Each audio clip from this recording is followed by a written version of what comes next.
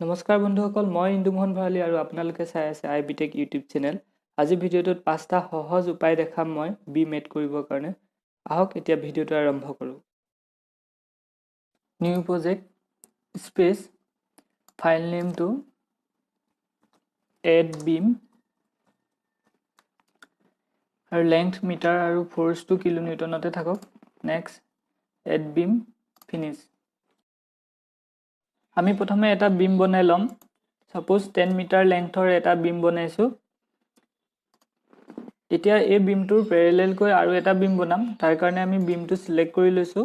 Translation repeat, ডাইৰেকশ্যনটো Z, step 1 আৰু spacing 5 ৰাখি দিছোঁ।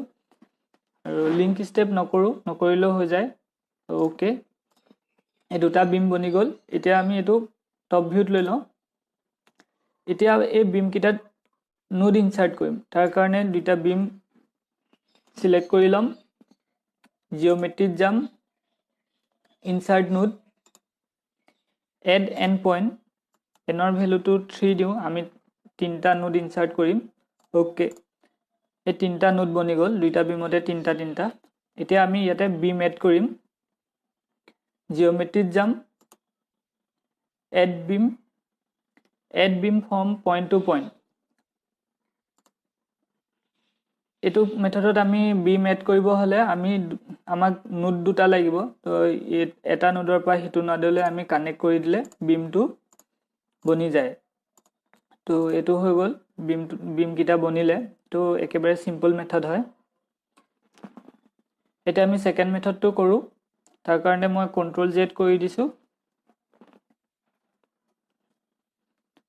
জিঅ'মেট্ৰিত যাম, এড বিম বাই পাৰ্পেণ্ডিকুলাৰ ইণ্টাৰছেকশ্যন। এই মেথডটোত আমি বিম এড কৰিবলৈ হ'লে এটা বিমত নোড হ'লেই হৈ যায়, দুটা বিমত নোড হ'ব দৰকাৰ নাই। আৰু এই মেথডটোত সদায় পাৰ্পেণ্ডিকুলাৰ বিম বনিব। তো কৰি চাওঁ আহক। এইটো মই বেকা কৰি দিছোঁ, কিন্তু ই পাৰ্পেণ্ডিকুলাৰলি লৈছে। তো এই মেথডটো আগৰ মেথডটোতকৈ অলপ ইজি হয়। এইটো হৈ গ'ল আমাৰ ছেকেণ্ড মেথডটো। এতিয়া থাৰ্ড মেথডটো চাওঁ আহক। জিঅ'মেট্ৰিত যাম,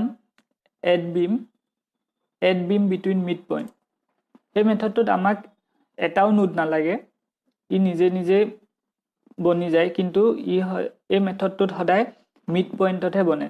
সাপোজ মই এই বিমটোত মই এই ছাইডলৈ দিছোঁ, কিন্তু ই মিড পইণ্টতে লৈছে। এইটো বিমত এবাৰ চাওঁ আহক। এইটো সদায় মিড পইণ্টত লয়।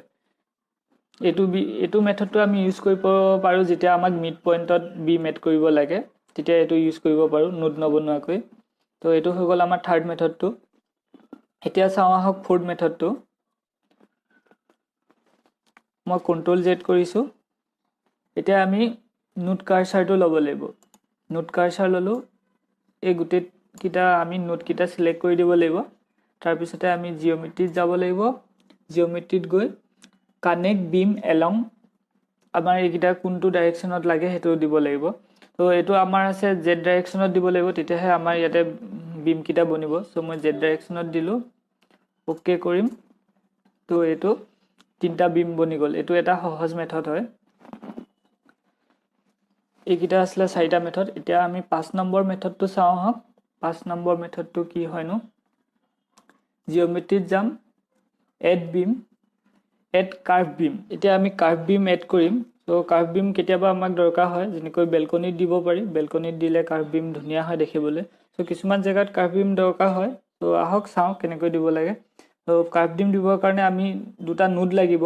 চ' সাপোজ আমাৰ এইকেইটা নোডকেইটা, ইয়াত আমি বিমটো দিম। বিমকেইটা দিবলৈ প্ৰথমে এটা পইণ্টত চিলেক্ট কৰিব লাগিব, তাৰপিছতে আনটো পইণ্টত চিলেক্ট কৰিব লাগিব। এতিয়া মই প্ৰথমে এই ওপৰৰ পইণ্টটোত চিলেক্ট কৰিছিলোঁ, তাৰ লাষ্টত মই এইটোত কৰিছোঁ।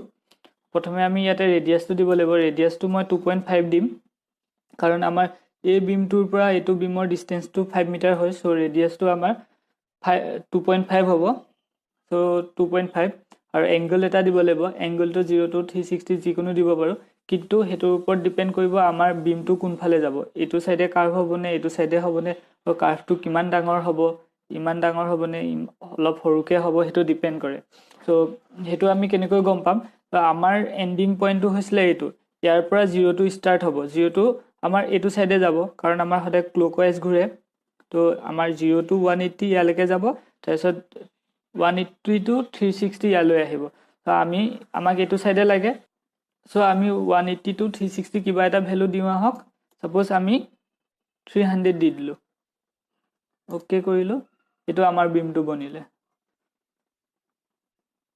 আমি এনেকৈ এটো সাইডেও বনাব পাৰো এই নোট কিটা আমি সিলেক্ট কৰিব লাগিব মই প্ৰথমে ওপৰটো তাৰ পিছৰটো তলৰটো সিলেক্ট কৰিছো সো আমাৰ এংগলটো আমাক যদি এপিনে লাগে তেতিয়া আমাৰ এপিনে হ'ব 0 to 180 কিবা দিব লাগিব 50 দি দিছো ওকে তো এটো এনেকুৱা হ'ল বন্ধুসকল আজি ভিডিওটো ইমানে আছিলে যদি চাই ভাল লাগিছে প্লিজ লাইক আৰু শেয়াৰ কৰিব আৰু যদি সাবস্ক্ৰাইব কৰা নাই প্লিজ সাবস্ক্ৰাইব কৰিব আৰু লগতে সাইডতে থকা বেল আইকনটো দবাই দিব থ্যাংক ইউ